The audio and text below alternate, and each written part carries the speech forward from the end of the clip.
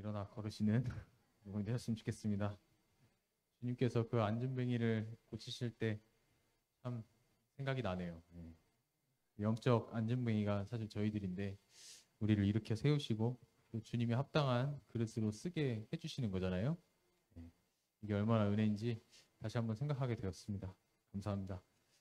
오늘 누가복음 28번째 시간입니다. 예. 자, 우리가 지난 시간에 누가복음 그 예수님께서 시험 받으시는 장면을 우리가 했어요.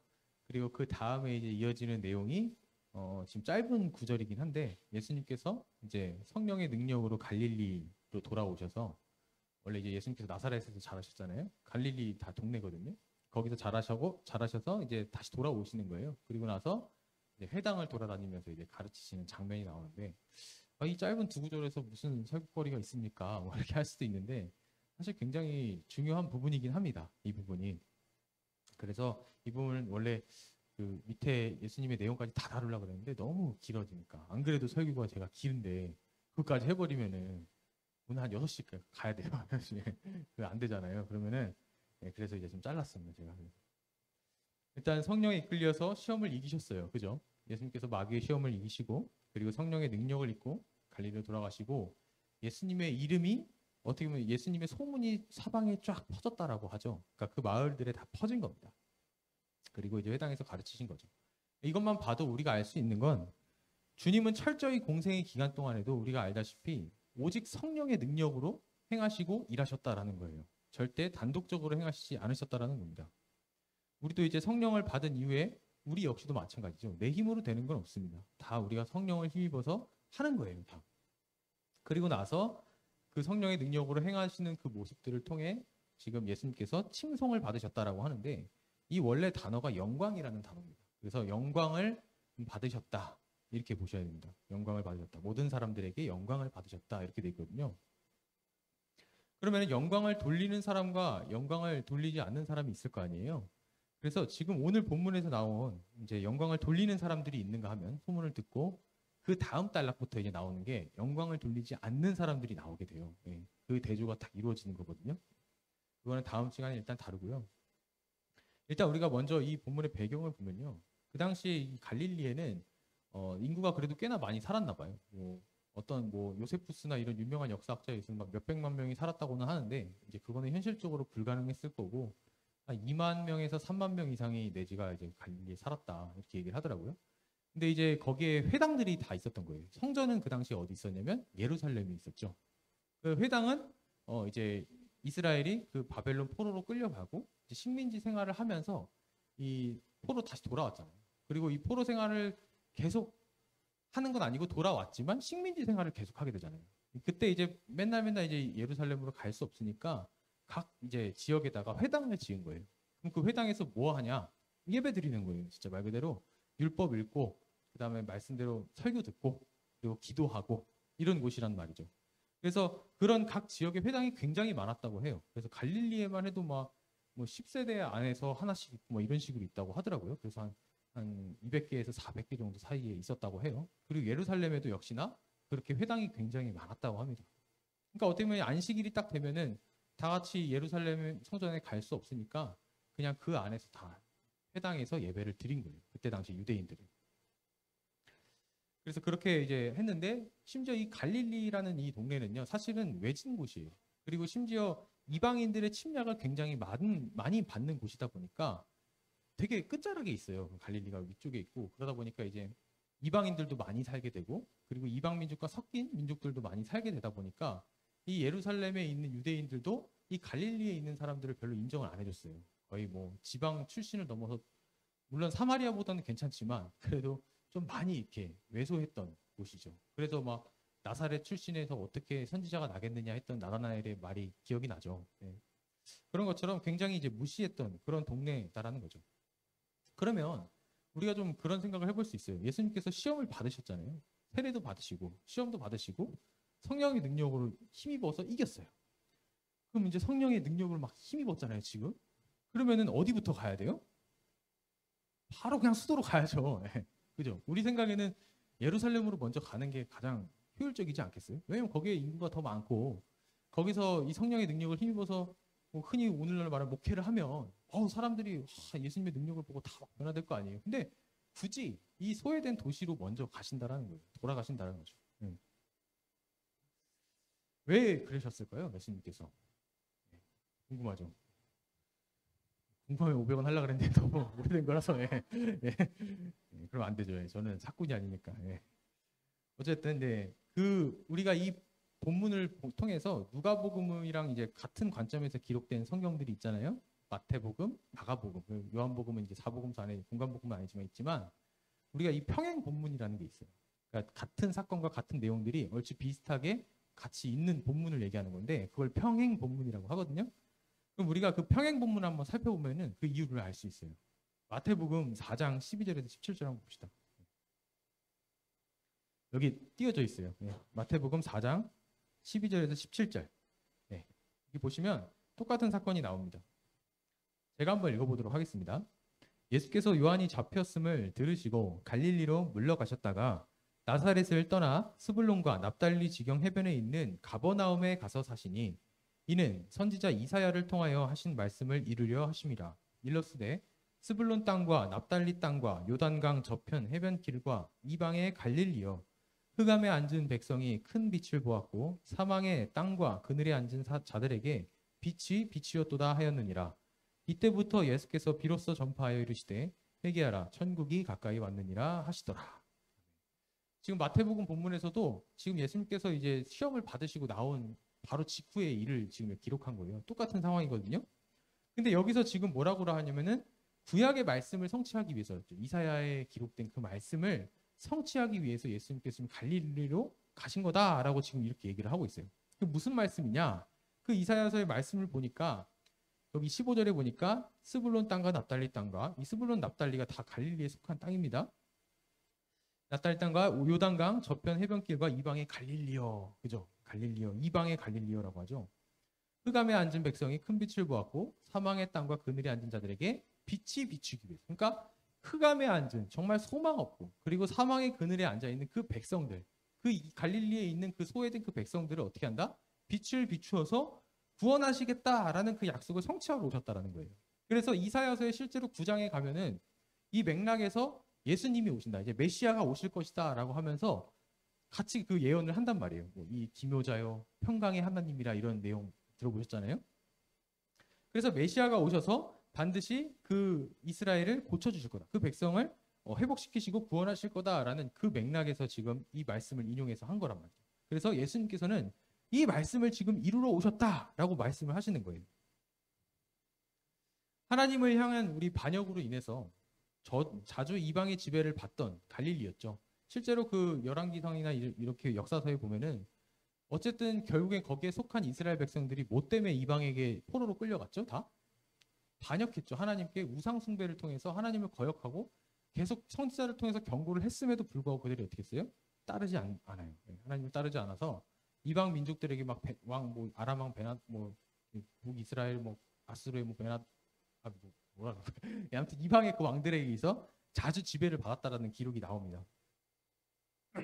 그래서 그 지배를 받던 그들에게 빛을 비추어서 흑암과 같은 그 빛을 비추어서 그들을 회복시키겠다라는 거죠. 오늘날로 말하면 이 세상 것을 우리가 너무나도 좋아서 세상 것을 추구하다가 결국에는 세상이 지배되는 우리를 가리키는 것과 똑같죠. 이 이방의 갈릴리는. 그렇게 되면 우리가 세상 것에 너무 이게 눈을 들이다 보면은 하나님을 보기가 참 어려워져요. 그러면 우리는 눈이 가리워진다라는 말을 많이 쓰죠. 그래서 이러한 상태를 예레미야서는 이 이스라엘 백성의 이러한 상태를 흑암에 비친 이 상태를 이렇게 묘사를 하거든요. 예레미야서 4장 22절에서 23절 한번 보겠습니다. 네. 예레미야서 4장 22절에서 23절. 네, 다 같이 읽어보겠습니다. 시작.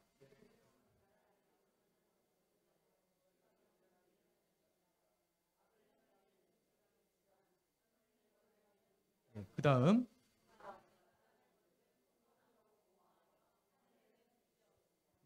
지금 이렇게 묘사하는 거예요. 이스라엘의 지금 어리석음과 미련함 그리고 악행, 무지함을 지금 드러내는데 어디에 빗대어서 설명을 하냐면은 지금 창세기의 혼돈과 공허와 흑암에 대해서 지금 얘기를 하고 있죠. 이 하늘에는 빛이 없다가 이 흑암이거든요. 그러니까 그러니까 혼돈과 공허와 흑암의 개념으로 지금 창세기 하나님께서 창조하신 그 사건을 들어와서 지금 이스라엘의 그 악한 마음을 지금 지적하고 있는 거란 말이에요. 그러니까 우리의 캄캄한 속내를 어떻게 보면 드러내는 거죠. 우리가 창세기를 그냥 볼 게 아니라 1장을 하나님께서 물론 창조하신 거지만 혼돈과 공허와 흑암은 사실은 우리의 영적인 의미를 담고 있다는 거죠. 그 악함. 그래서 우리는 항상 이 어둠이라는 속성을 가지고 있기 때문에 우리가 이 어둠의 속내를 가지고 있어서 항상 우리는 진리 앞에 나아가기가 힘든 거예요. 그래서 내 자신의 어떤 속내를 내가 좀 부끄러운 것들을 항상 가리려고 하잖아요. 그게 인간의 습성이거든요. 우리는 그래서 절대 우리 가운데서 수치스러운 것들을 남들한테 밝히려고 하지 않아요. 굳이 밝힐 필요도 없거니와. 밝혀도 뭐가 좋다 이렇게 생각하면서 내 자신에 대한 가치가 깎아내려질까 봐 우리는 그거를 꼭꼭 숨긴다는 거예요. 그게 바로 어둠이라는 그 성질이라는 거예요. 우리의 어둠이라는 성질. 그렇게 하면은 만약에 드러나면 어떻게 해요? 그러면 만약 어떻게 하다가 사람들한테 막 걸려 드러나면은 보통 자기 합리화를 하거나 변명을 많이 하죠. 아, 뭐 쟤도 그랬는데 나도 그래서 뭐 그런 거야. 아, 그래, 뭐 그럴 수도 있지 하면서 이렇게 넘긴다고요. 다 같이 그러면은 서로 잘못한 거를 가지고 내 스스로를 돌아보는 게 아니라 더 감추려는 거죠. 오히려 더 공론화시켜서 그거를 로마서에서 사람들이 이거를 사형에 집행하는 것을 하나님께서 사형에 해당한다라는 것을 알고서도 어떻게 한다 그래요? 사람들이 서로 옳다 한다 그러죠. 이게 바로 어둠을 가진 사람들의 속성입니다. 그래서 저도 저는 이제 집에 자기 전에 항상 30분 이상 기도를 하거든요. 그 방에서. 근데 이 방을 이제 기도를 하면 문을 닫고 해요. 저는 밖에 시끄러우니까. 근데 그 최근에 엄청 더웠던 때가 있었잖아요. 엄청 더웠잖아요, 날씨가. 근데 제 방에는 에어컨이 없어요. 제 서재에는 에어컨이 없어가지고 선풍기로 이렇게 방 안쪽으로 이렇게 에어컨 바람을 해가지고 이렇게 들어놔야 되는데 문을 닫으면 어떻게 돼요? 엄청 더워요. 그냥 10분만 무릎 꿇고 이렇게 있어도요. 여기 땀이 막 그냥 절어 있어요. 한 번은 이미 다 샤워했는데 또 이게 땀 흘리기가 싫은 거죠. 제 마음에 무슨 마음이 들었는지 아세요? 아, 다음에 할까? 이런다니까요. 예. 저도 똑같아요. 사람이에요. 예. 이런 속성을 가지고 있는 거예요. 얼마나 하나님을 막 사랑하고 막 해서 막 기도하려고 하나님께 내어드리는 시간 막 드리려고 막 그렇게 할 땐 또 언제고 나 조금 덥다고 찌뿌둥하다고 그거 귀찮다고 안 해요. 그런 거죠. 그런데 이 혼돈과 공허와 흑암 가운데 하나님께서 지금 무엇을 하세요?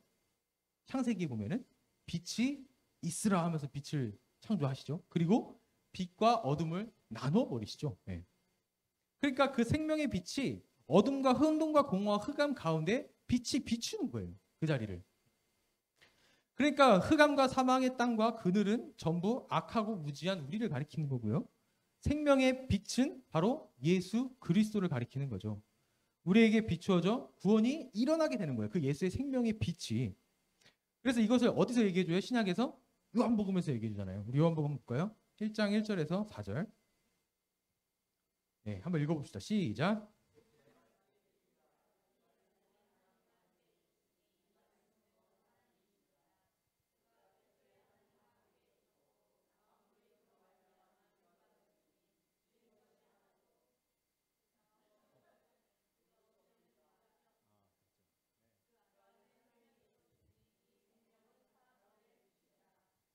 아멘. 이래서 이렇게 성경을 직접 찾아야 되는데 또 찾으면 시간이 너무 오래 걸리잖아요. 그죠? 네. 어쨌든 네. 여기 보면은 태초에 말씀이 계신데 이 말씀이 우린 잘 아시는 다 예수님이잖아요. 그죠? 근데 그 예수님이 4절에서 뭐라 그래요? 그 말씀 안에는 생명이 있었대요. 그죠? 생명이 있었는데 이 생명은 사람들의 빛이다. 정확히 창세기의 내용을 가지고 지금 사도 요한이 이 글을 쓴 거죠. 그러니까 그 생명이 빛은 사람의 생명이었다라는 거죠. 그 생명이 혼돈과 공허 흑암 가운데 있던 자들을 비추니까 그들이 빛에 속하여서 살아나게 되는 거거든요, 원래. 네. 따라서 주님이 성령의 능력으로 갈릴리에 가신 것은요. 이렇게 소망 없는 자들에게 평강의 왕이신 메시아가 나타나 빛으로 그 어두움을 밝힌다라고 하는 그 약속을 이루시기 위해서 여기 갈릴리로 돌아오셨다라는 거죠. 그것을 성취하기 위해서 그 약속을. 그러니까 주님은 자기 백성의 악함과 소외와 멸시받는 중에 건져내시는 바로 자비롭고 사랑이 넘치는 하나님이다라는 겁니다. 믿으십니까? 아멘. 네. 이것이 바로 우리에게, 이 기독교인에게, 우리 그리스도인들에게 복음이다라는 거예요. 복음. 기쁜 소식이라는 거죠. 다른 게 기쁜 소식이 아닙니다. 그냥 우리가 잘 먹고 잘 살고 이런 것 정도의 개념이 아니에요. 우리의 진짜 기쁜 소식은 바로 흑암과 어둠 가운데 있었던 우리에게 생명으로 찾아오신 그 예수님이 복음이죠. 네. 그럼 이게 정말 우리의 기쁜 소식으로 여겨지려면 어떻게 돼요? 정말 이게 정말 나에게 기쁜 소식이야. 정말 이것만이 답이 없지라고 우리가 여기려면은 어떻게 해야 되겠어요? 어떤 마음을 가져야 될까요? 간단합니다. 사실은 흑암 속에 있다는 나의 그 현실을 인정하는 거예요, 여러분. 네. 그걸 다른 말로 죽는 것이라고 하는 겁니다. 내가 사실은 아무것도 아니라는 것, 터무니없다라는 이 사실을 자각하고 인정하는 거예요. 그래야 그 빛이 우리를 살리는 빛이 되어서 우리에게 날아오는 거예요. 효과가 있는 거죠. 그래서 우리 아까 그 마태복음을 읽었을 때, 그 본문 읽었을 때 뭐라고 해요? 그 말씀을 이루려 하심이라 하고 나서 이때로부터 예수님께서 어떻게 하셨다? 말씀하여 이르시되 회개하라 천국이 가까이 왔다라고 얘기를 하는 거예요. 그래서 지금 회개했잖아요. 회개. 주님께로 돌아가는 거예요. 그 빛으로 나아가는 거죠. 주님께로 돌아가는 거죠. 그리고 천국이 가까이 왔다 했을 때 천국은 뭐죠? 하나님의 나라잖아요. 하나님의 나라. 하나님의 나라는 어떤 나라예요? 상상합니다. 하나님 나라 정말 좋은 것이에요. 굿. 예. 제일 좋은 곳인데 우리가 이 지금 문맥으로 이해했을 때는 하나님의 나라는 빛의 나라입니다. 여러분, 빛의 나라. 이게 바로 계시록에 보면은 정확하게 표현이 돼 있어요. 계시록 22장 5절 한번 보겠습니다. 자, 제가 읽어보도록 하겠습니다. 다시 밤이 없겠고 등불과 햇빛이 쓸데없으니 이는 주 하나님이 그들에게 비치심이라. 그들이 세세토록 왕노릇 하리로다. 이 교회가 마지막 날의 끝날에 그 하나님의 주님의 영광으로 그 나라에 가게 되면 어떻게 돼요? 밤이 없대요. 무슨 말이에요? 어둠과 흑암이 없다라는 얘기죠. 왜 없어요? 그리고 나서 등불과 햇빛도 쓸모가 없대요. 그죠? 햇빛, 우리 여기 나오는 그 햇빛도 없대요. 뭐가 있어요? 이는 주 하나님이 그들에게 비추심이라. 그러니까 빛의 본질은 사실 누군 거예요? 생명의 빛이신 하나님, 바로 예수 그리스도라는 얘기하는 거예요. 그래서 그들이 그 생명의 빛이신 예수 하나님과 함께 있어서 그 생명으로 영원히 산다라는 거예요. 네. 금같이 있어서 반짝반짝거려서 그 빛 때문에 내가 막 살고 그게 아니라요. 비춰지는 그 빛이 아니라 하나님이 거기 계시는 거예요. 하나님. 네. 그런데 우리가 그래 인정해야 되는 건 알겠는데 그 인정이 여러분 쉽습니까? 사실은 좀 어려운 것 같아요. 많이 어렵죠. 만약에 그게 인정하기 쉬웠으면 누구나 다 하게요. 누구나 다 나 인정하고 주님께로 돌아와서 회개하고 다 주님 믿겠죠. 1차적으로는 거기에 대한 가치를 모르는 걸 수도 있겠지만 우리가 이 성경에서도 지금 그 얘기가 나옵니다. 여기서 자기 백성은 이 빛을 보고 영접하지 않았다라고 얘기를 하고 있거든요. 그 말은 무슨 말이냐면은 이스라엘 백성이 자기는 어두움이라고 생각하지 않았다라는 얘기입니다. 요한복음 1장 9절에서 12절 한번 보겠습니다. 요한복음 1장 9절에서 12절. 시작.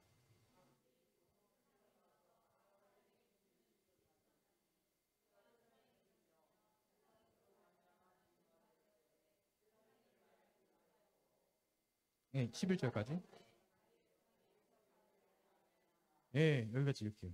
그러니까 참 빛이 예수님이잖아요. 그 빛이 세상에 왔는데 빛으로 왔는데 세상은 그로 말미암아 지음 바도 됐는데 세상이 어떻게 했다? 그를 알지 못했다. 심지어 자기 땅에 왔는데도 자기 백성이 영접하지 않았다라고 지금 얘기를 하고 있는 거예요. 여러분 되게 아이러니하지 않습니까? 왜냐하면 그 당시에 자기 백성 유대인이잖아요. 유대인들은 성경의 민족이었습니다. 성경을 누구보다도 가까이 할 수 있는 자들이었고 그 당시에 이미 중간기를 거쳤기 때문에 그 회당이 이미 많았어요. 그래서 그 율법을 사모하는 열심들이 다들 대단했단 말이에요. 성경을 거의 붙들고 살았어요. 지금도 그 유대에 있는 이 랍비들, 지금 정통 유대인 랍비들은요 성경을 외웁니다. 막 노래로 막 불러가지고 외워요. 그때 당시에는 더 했겠죠, 사실. 그 정도로 되게 열의가 있는 사람들이었는데 예수님께서 왔어요. 그 말씀의 실체이신 그 말씀의 실체 예수님께서 오셨는데 안 받았다라는 겁니다, 지금. 그 말은 즉슨 사실은 예수님을 믿고 싶지 않았던 거예요. 왜 믿고 싶지 않았던 걸까요? 우리가 누군가를 뭔가 믿으려면, 예수님을 믿으려면 내가 그분께 내 전부를 인정하고 내 부끄러움을 인정하고 나아가려면 결국 내 자신이 어둠이라는 것을 인정을 해야 되는데 그 인정하려면 결국 어떻게 돼? 인정하는 동시에 내 그 부끄러움들이 다 드러나는 거예요. 그 인정하는 것들이 모든 게 다. 네, 시인하게 되는 거고. 그러니까 그게 용납이 안 되는 거예요. 자기는 지금 열심히 하나님께서 나중에 언젠가 우리에게 정말 큰 선물을 주실 걸 기대하고 이렇게 열심히 신앙생활하고 내가 이렇게 열심히 신앙을 쌓아왔는데 이거를 어둠이다. 너희는 어둠의 자식들이야 라고 인정하는 것 자체가 이들에겐 심한 모욕이었던 거죠. 그게 용납이 안 되는 겁니다. 그래서 그들이 빛에 나아오지 않는 이유에 대해서 설명을 하는데요. 유대인뿐만 아니라 모든 사람들이 해당하는 거거든요. 예, 요한복음 3장 19절에서 21절 보겠습니다. 자, 읽어보겠습니다. 시작. 요한복음 3장 19절에서 21절입니다. 제가 읽겠습니다. 그 정죄는 이것이니 곧 빛이 세상에 왔으되 사람들이 자기 행위가 악함으로 빛보다 어두움을 더 사랑한 것이니라.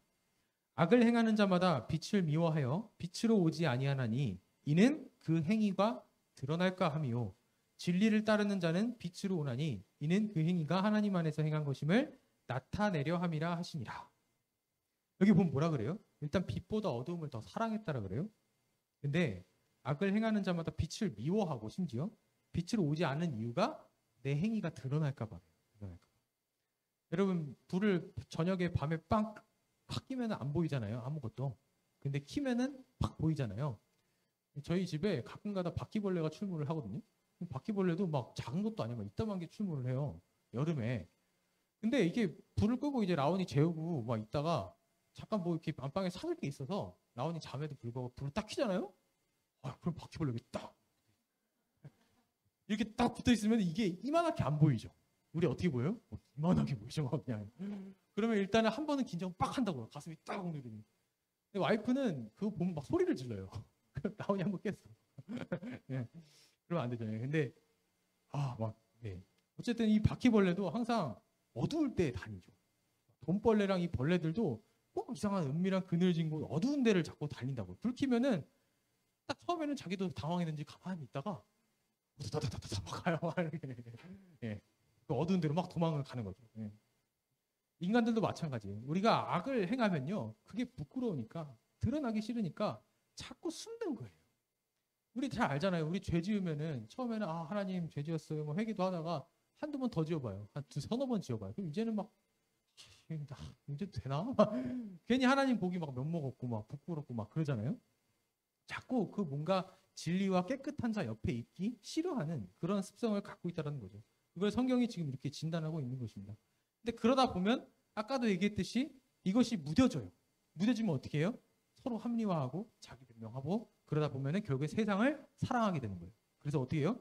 빛보다 어둠을 더 사랑한다. 그러니까 이들은 율법을 열심히 지키기는 했어요. 정말 하나님을 향한 그것도 진심이긴 했어요. 근데 이들 역시도 이 마음으로 지어지는 범죄에 대해서는 막을 수 없었을 거라고요. 그러니까 이 마음으로 범죄하는 이 마음의 이 더러움들을 더욱더 가리고 더욱더 강철을 덮어서 가리려면 어떻게 해야 돼요? 의로운 행위들을 더 내놓아야 했었던 거예요. 네. 더 열심히 하고 더 열심히 하고. 차라리 하나님을 너무 사랑해서 내가 이것만큼 안 하면 정말 내가 하나님을 사랑하는 그래도 자로서 더 하고 싶어서 자발적으로 그런 태도를 가지고 하면 모를까? 그게 아니었던 거예요. 내가 이거 안 하면 사람들한테 부끄러움을 당하고 내가 이거 안 하면 하나님 앞에 지옥 간다라는 생각을 한 거죠. 마음 자체가. 그러니까 자꾸 피하는 겁니다. 네. 결국 자신의 실체가 다 드러나고 까발려질까 봐 불안한 거예요. 두려운 거예요. 더 나아가 그 선택한 것이 어둠을 더 계속 사랑에 더 꼭꼭 숨기는 거죠. 옛날에 저희 아버지가 이제 살아계실 때 그 병원 가는 걸 되게 싫어하셨었거든요. 저희 아버지가. 왜 자꾸 싫어하냐 그랬더니 가면은 내가 아픈 게 있을까. 왜냐면 아버지는 이제 담배를 많이 피우고 술을 많이 드셨기 때문에 가면 이제 아픈 게 진단이 되면 어떻게 돼요? 일단 무섭잖아요. 그리고 거기에 대한 치료비, 병원비 이런 게 많이 들어갑니다. 좀 오래전 일이에요. 오래전. 처음에 저는 그게 되게 답답했어. 아니 그래도 뭔가 이상이 있을 것 같으면 빨리 가서 검사를 받아보고 조치를 빨리 취하면 되잖아. 근데 저도 그 마음이 좀 뭔지 알겠더라고요. 제가 옛날에 전 이제 교회 다닐 때 제가 이게 위장이 안 좋아요. 진짜 위장이 좀 많이 어렸을 때부터 안 좋아가지고 체도 많이 하고 염증도 많이 자주 걸리고 그랬었거든요. 근데 한 번은 속이 너무 더부룩해가지고 그냥 꼭 참았어요. 그러니까 너무 오래 냅둔 거. 왜냐면 제가 옛날에 12지장 궤양을 한번 앓은 적이 있었거든요. 그러다 보니까 이제 그 다 치유받고도 이제 그때부터 소화 기능이 급격히 안 좋아졌는데 한 번은 그러고 나서도 이제 소화가 잘 안 되고 거의 1, 2년을 제가 뻐겼어요. 안 가고 병원. 내시경을 받으러 가야 되는데 안 받았어요. 근데 너무 가기가 싫은 거예요. 근데 저 가면은 혹시나 내시경 딱 했는데 암이라도 발견되면 어떡하지? 막 이런 이제 우려가 된 거죠. 그 젊은 나이에 20살 후반 때였는데 그래서 막 계속 밀었어요. 막 가라고 하는데도 그러다 결국에는 건강검진 받아야 돼서 갔는데 역류성 식도염이었어요. 네. 암은 아니었어요. 네. 그런 것처럼 내가 뭔가 내 안에 뭔가 문제가 있다라는 것을 이 몸에 문제가 있다라는 것도 발견되기가 싫은데 하물며 내 존재, 내 영혼에 대한 내 인성, 뭐 태도, 어떤 뭐 내 성격 이 모든 게 다 내가 안 좋은 모습이 다 드러나면 어떻게 되는 거예요? 너무 싫잖아요. 네. 그런 거를 아무리 의사가 나를 고칠 수 있다 해도 보이고 싶지 않은 거예요. 사람들한테 얘기하고 싶지도 않은 거고. 그러면은 그러죠. 그래, 괜찮아. 그럴 수 있어. 그래, 무서우면 그럴 수도 있지. 그냥 그렇게 살다가 언젠가 또 되면 가. 이렇게 얘기하면은 위로는 될 수 있어요. 근데 해결이 됩니까? 절대 안 됩니다. 오히려 그거는 병을 키우는 거예요. 더더욱 심하게 키우는 겁니다. 진리라는 거는 단순히 그렇게 사람의 마음을 이해해주고 끝나지 않아요. 반드시 그 잘못된 부분을 하나님께서 침노하셔서 그것을 해결해 주시는 거예요. 왜? 우리를 자녀로 삼아 주셨기 때문에 그런 거죠. 하나님께서. 자녀를 어떻게 그렇게 냅둘 수 있겠어요? 그래서 이 믿는 자들에게는 결국 뭐라 그러냐면 하나님의 아들이 되는 권세를 주셨다. 다른 사람들은 다 영접하지 않았는데 하나님의 아들이 되는 권세를 주셨다라고 하죠. 그 말은 즉슨 내 자기 실존, 내가 어둠이라는 것을 인정한 자들이라는 얘기예요. 그래서 요한복음 1장 12절에서 13절 한번 보시면요. 나옵니다. 요한복음 1장 12절에서 13절 읽어보겠습니다. 시작.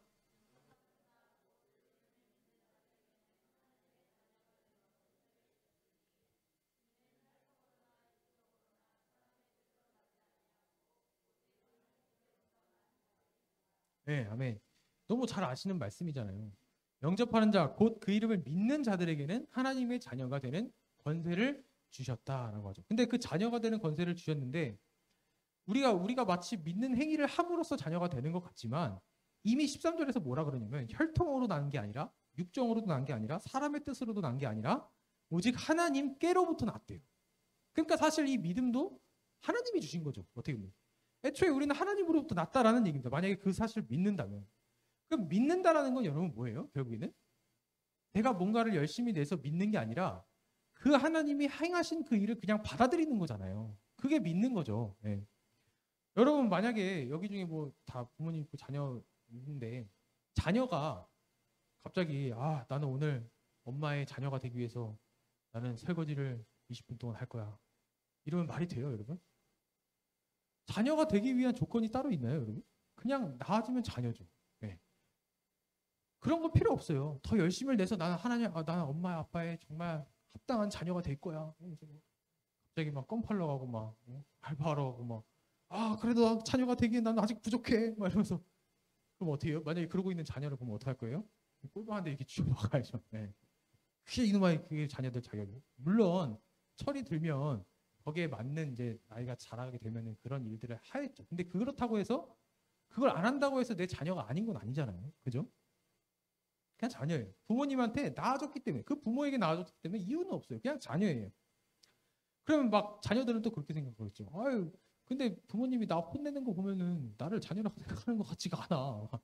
맨날 맨날 나가 죽으라 그러고 그럴 거면 나가 이 새끼야 맨날 이러고 그런데 내가 자녀가 되기 위해 자격 조건을 갖춰야 되는 거 아니야? 이렇게 생각하시는 혹시 여기 청년들이 계신지 모르겠지만 그리고 그 부모님 마음 진짜 모르는 거예요. 그게 자녀가 될 자격을 갖추라고 하는 잔소리입니까 그게? 아니죠. 자식 잘 되라고 하는 얘기잖아요. 그래야 잘 되죠. 않겠어요? 그러니까 싫은 소리도 하는 거고 자식 잘 되라는 얘기를 그렇게 하는 건데 마음이 그거잖아요. 우리 부모님 의중이 그거 아니겠습니까? 그러니까 하나님 역시도 마찬가지라는 거예요. 우리가 이미 예수 그리스도를 믿는 그 순간부터 그리고 정말 그 복음을 내가 깊게 받아들이고 하나님이 나를 사랑하신다는 이 사실을 너무나도 체감한 그 순간부터 나는 하나님의 자녀구나라는 것을 확신을 가졌단 말이에요. 있단 말이에요. 자녀란 말이에요. 이미 하나님께서 너 내 자녀야. 라고 해줬는데 그리스도 안에서 우리는 자꾸 뭔가 그 앞에 뭔가 하나님 자격다운 삶을 못 살면은 뭔가 안 될 것 같고 나를 막 심판하실 것 같고 이 두려움으로 자꾸 사로잡혀 있다라는 거예요. 자격은 이미 그리스도 안에서 주어진 겁니다. 양자의 영을 통해서.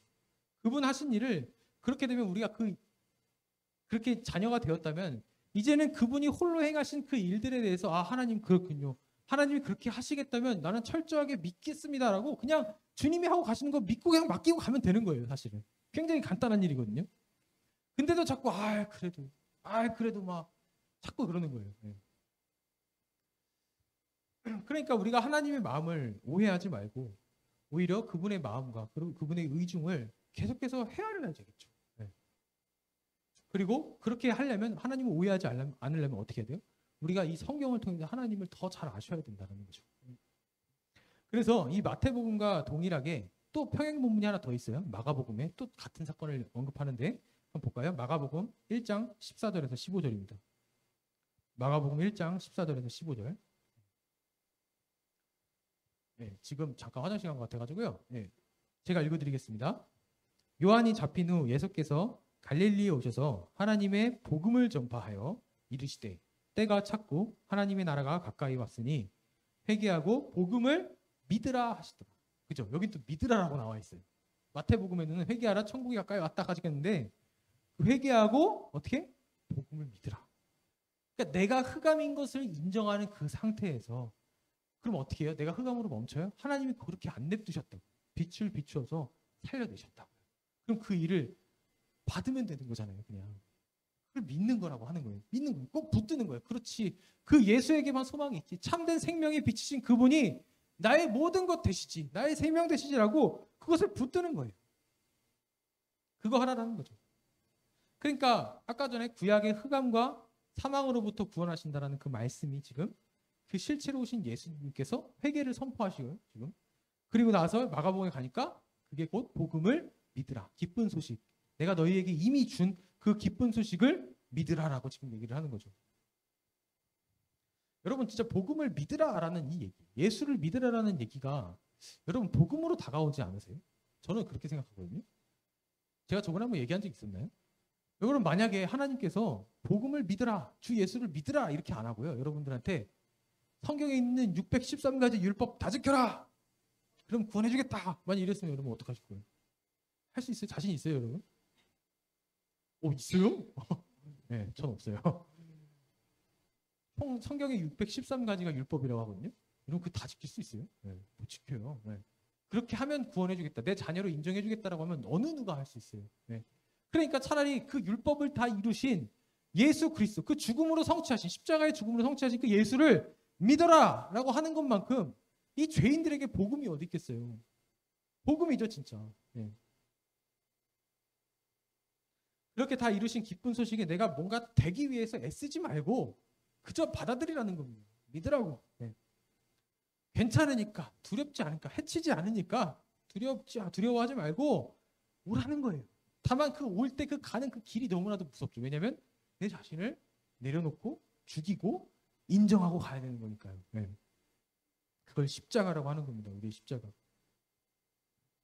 그러니까 우리는 자꾸 아까도 얘기했지만 뭔가 떳떳하지 않으면 하나님 앞에 뭔가 떳떳할 것 같지 않은 행위를 했을 때는 물론 예배당 앞에 나와서 회개하고 하나님 앞에 용서를 구하지만 그리스도의 피로 용서를 구하지만 그럼에도 불구하고 내 마음 안에는 여전히 불편함이 남아있는 경우가 많죠.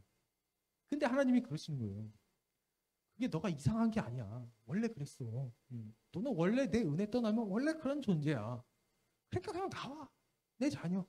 그리고 나서 나를 더 알아. 내가 너를 얼마나 사랑하고 내가 너를 얼마나 아끼고 있는지를 좀 더 알렴. 예배를 통해서든 말씀을 통해서든 기도를 통해서든 어떻게든 나와서 내가 너를 얼마나 생각하고 아끼고 내가 끝까지 너를 어떻게 끌고 갈 건지 내 뜻을 좀 알아라. 그러시는 거죠. 예수님께서. 빛으로 와서 어둠인 너희를 사망으로부터 건져내기 위해 내가 다 이룬 복음 그 자체를 그냥 믿으라는 거예요. 그 복음 자체인 예수 그리스도 나를 믿으라는 거죠. 저 말고 예수 그리스도를. 자신이 현재 흑암에 있다라는 이 사실을 정말 처절하게 인정하는 자들에게 있어서 예수님의 가르침과 이러한 말씀, 주님의 그 말씀은 곧 빛이 그리고 생명입니다. 주님이 함께 죽어주시는 그 십자가만이 나를 살게 할 수 있다라는 것을 너무나도 기쁘게 받아들이는 거예요. 아, 이것만이 진짜 진리구나. 이것만이 정말 우리의 소망이구나. 어제 뭐 제가 어떤 아는 옛날에 알던 그 사역자분을 만났는데요. 이런저런 이야기 하다가 되게 현실을 강조하시더라고요. 그러니까 똑같이 복음의 말씀을 알고 하는데 자꾸 현실에 안주해가지고 현실만 있으면은 현실을 통해서 우리가 그리스도를 알아가는 거 맞는 말이에요. 근데 그 현실 때문에 우리가 더 상의 것들을 취하지 못한다 이런 식으로 얘기를 하더라고요. 여러분 그거 어떻게 생각하십니까? 아니죠. 분명 예수 그리스도 우리 안에 살아계신 예수 그리스도는 우리 눈에 보이지 않기 때문에 우리의 이상이라고 볼 수는 있어요. 그러나 그 이상이 우리에게 실제로 다가온 거잖아요. 성령 하나님을 통해서. 그리고 여러분들이 보이지는 않지만 예수님을 사랑하잖아요. 우리는요 다. 성경에 있는 바울고 사도 바울 다 그렇게 인정하고 살았잖아요. 그러니까 그 성령을 통해서 우리가 그 하나님의 사랑을 경험했기 때문에 우리는 그냥 현실에서 그냥 영혼 따로 현실 따로 사는 게 아니라 그것을 더욱더 추구하고 갈망하고 소망을 두며 사는 거죠. 그래야 되는 게 맞는 거 아닙니까, 여러분? 그게 진짜 나의 진리이고 나를 살릴 수 있는 생명이다라고 생각하면 더더욱 그래야 되지 않겠습니까? 이러한 주님을 믿고 붙드는 자들로 인해 예수님이 하신 그대로 예수님이 영광을 받으시는 거예요. 그래서 오늘 본문이 나오죠. 영광을 받으셨다라고 하잖아요. 그래서 우리가 믿는 것과 동시에 예수님께서 영광을 받는 거예요. 왜냐하면 예수님이 하신 그 일은 예수님이 하신 거니까. 그럼 우리가 거기에 공로를 보탠 게 없잖아요. 그럼 우리는 그 사실을 믿으면 예수님은 예수님대로 그의 영광을 받으시는 거겠죠. 요한복음 11장 38절에서 40절 보시죠. 요한복음 11장 38절에서 40절. 제가 읽어드리도록 하겠습니다. 이에 예수께서 다시 속으로 비통히 여기시며 무덤에 가시니 무덤이 굴이라 돌로 막았거늘 예수께서 이르시되 돌을 옮겨놓으라 하시니 그 죽은 자의 누인 마르다가 이르되 주여 죽은 지가 나흘이 되었음에 벌써 냄새가 나나이다. 예수께서 이르시되 내 말이 네가 믿으면 하나님의 영광을 보리라 하지 아니하였느냐 하시니. 그죠? 여러분 이거 잘 아시는 사건인데 나사로가 죽었어요. 그리고 예수님께서 일부러 3일을 더 유하시고 오셔가지고 이미 죽은 나사로를 살리는 그 장면에서 마르다가 지금 어떻게 하고 있어요? 믿음이 없는 말을 하죠. 이미 죽었어요. 이미 죽은 지 나흘이 지났어요. 소용없어요. 그 전에 그렇게 예수님의 말씀에 귀 기울이고 예수님과 청종했던 그 마르다가 이 앞에서 이 죽음 앞에서는 쪽도 못 쓰는 거예요. 진짜 비속어를 써가지고 좀 아무런 힘도 발휘를 못하는 거죠. 인간의 믿음의 한계가 거기 있는 거예요. 그러니까 예수님이 책망하시죠. 내 말이 네가 믿으면 하나님의 영광을 보리라 하지 않느냐. 그러니까 믿는 것과 동시에 하나님의 영광을 보는 거고요. 그게 하나님이 영광 받으신 일이라니까요, 여러분. 하나님이 하신 일을 믿고 우리는 그것을 보고 나의 없음을 인정하고 하나님을 인정하게 되는 겁니다. 그러니까 그분의 영광을 구한다라는 건 다른 말로 말하면 내가 취하고자 하는 영광을 버린다라는 얘기예요. 내 영광도 있고 하나님의 영광도 있고 내가 하나님 믿고 내가 열심히 이렇게 잘하고 열심히 공부도 하고 이렇게 하면은 나도 영광 받고 이런 거 없어요, 여러분. 하나님이 영광 받으시는 방법은요 철저히 나를 낮아지게 만드시는 겁니다. 모세를 40세 때 안 부르시고 80세 때 부르셨어요. 그리고 나서 하나님의 영광을 나타내시죠.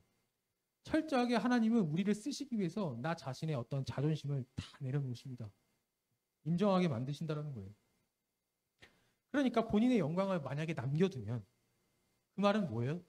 하나님의 영광은 난 별로 보고 싶지 않아요 라고 하는 말과 똑같은 거죠. 그러면 그거는 나는 안 믿겠습니다 라고 하는 것과 똑같습니다. 요한복음 5장 44절에서 예수님께서 말씀하십니다. 요한복음 5장 44절입니다. 읽어볼까요? 시작.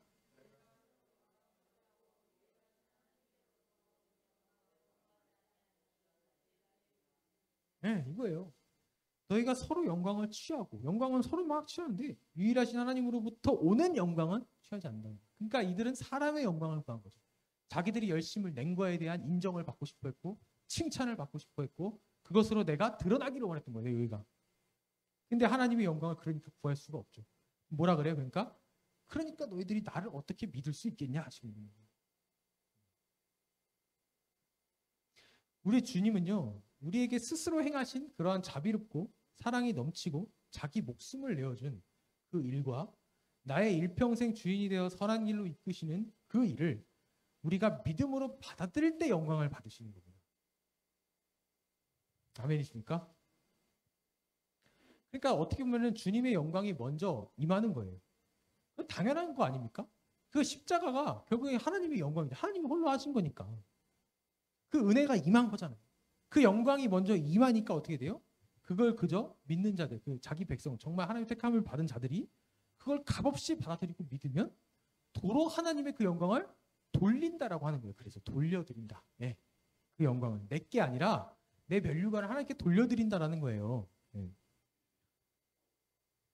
로마서 4장 19절에서 20절 봅시다. 예. 자, 읽어볼까요? 시작.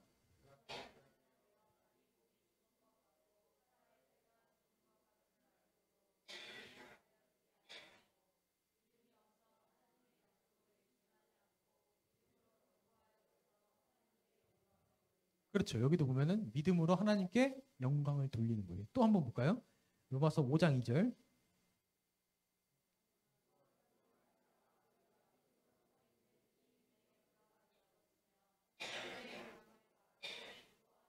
그렇죠. 우리가 믿음으로 서 있는 이 은혜에 들어가게 됐어요. 그래서 어떻게 해요? 하나님의 영광을 바라고 즐거워하는 거죠.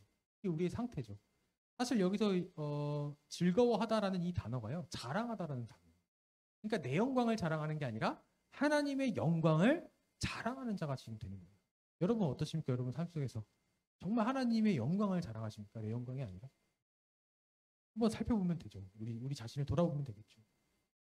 하나님이 영광을 받으시는 건요. 우리의 대단한 행위로 받으시는 게 아닙니다.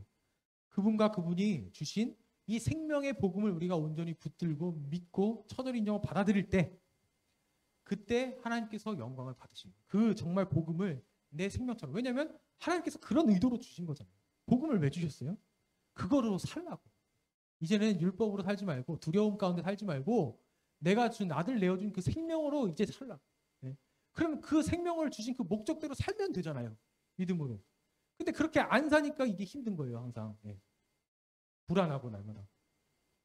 그거를 내 생명처럼 여기면 된다는 거죠. 그래서 하나님 편에서는 어떻게 보면은 굉장히 불합리한 거 아닙니까? 그렇잖아요. 우리 편에서는 정말 좋은 거죠. 이런 게 어디 있어요? 이런 놀라운 어마무시한 기쁜 소식이 있어요. 근데 하나님께서는 굳이 손해를 보시면서 자기를 희생하면서까지 그걸 해줬어야 했던 거예요. 마치 우리에게 믿음을 구걸하는 것처럼. 물론 그러시는 분은 아니지만 하나님이 엄청난 손해를 통해서 우리에게 그거를 요구하신다는 거죠.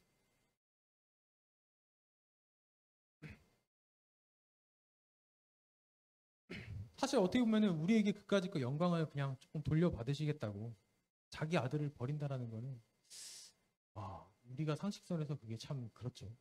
네. 그래서 그분을 우리는 더 사랑해야만 합니다. 그분을 더 알고 그분을 더 사랑하는 것만이 우리가 정말 태도를 결정할 수 있게 되고 그 사랑을 통해서 우리가 믿음이 결정하게 되고요. 더욱더 하나님의 말씀대로 살고자 하는 의지가 생긴다는 거예요.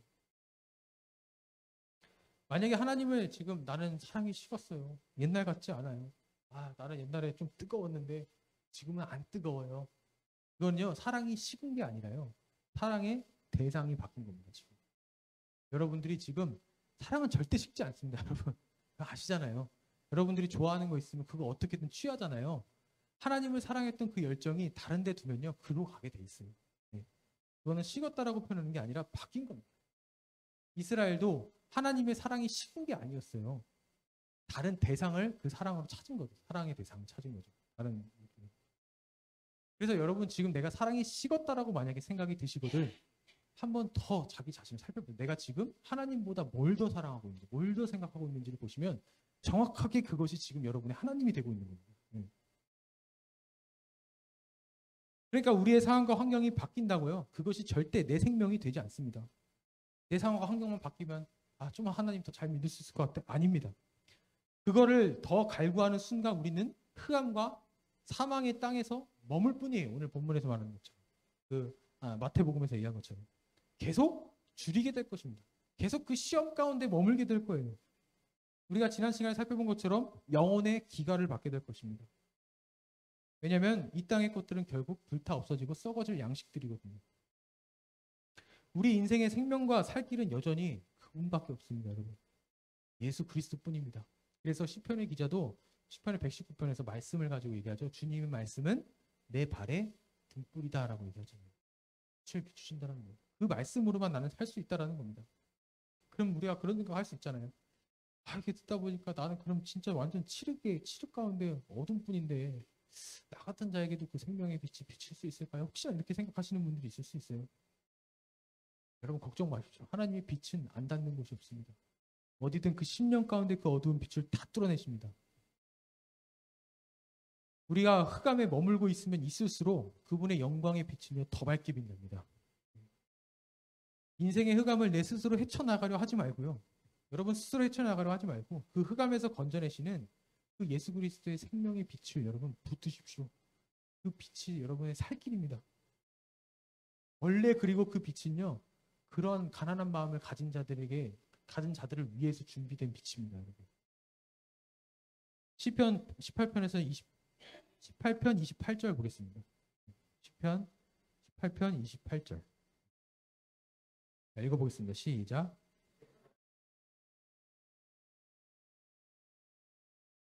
네, 이 시편 기자의 고백을 들어보세요. 주께서 나의 등불을 켜시며 여호와 내 하나님이 내 흑암을 밝혀주신다 하고 하나님 앞에 고백을 하는 거예요. 지금 이렇게 나아가셔야죠. 절대 나를 정죄하고 흑암에 내버려둬서 심판으로 내버려두지 않는다는 겁니다. 시편 112편 4절에서 6절. 네. 읽어보겠습니다. 시작.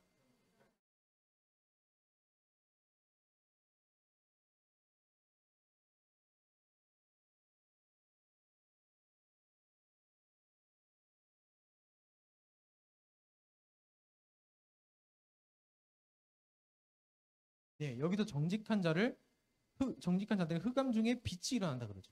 여기 정직한 자는 밑에 보면은 의인이라고 하죠. 의로우니. 그리고 6절에는 그는 영원히 흔들리지 아니하며 의인은이라고 얘기를 하죠.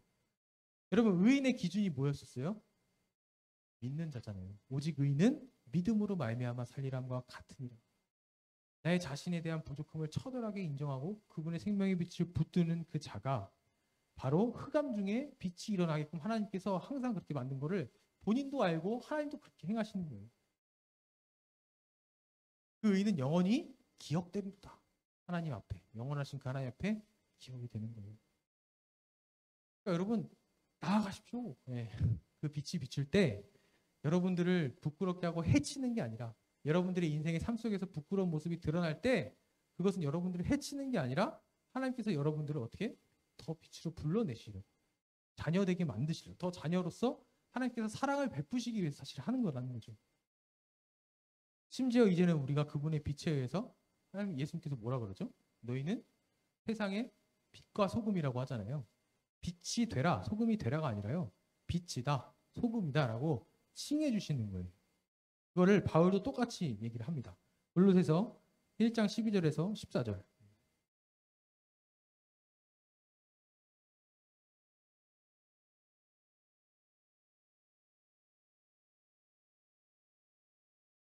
절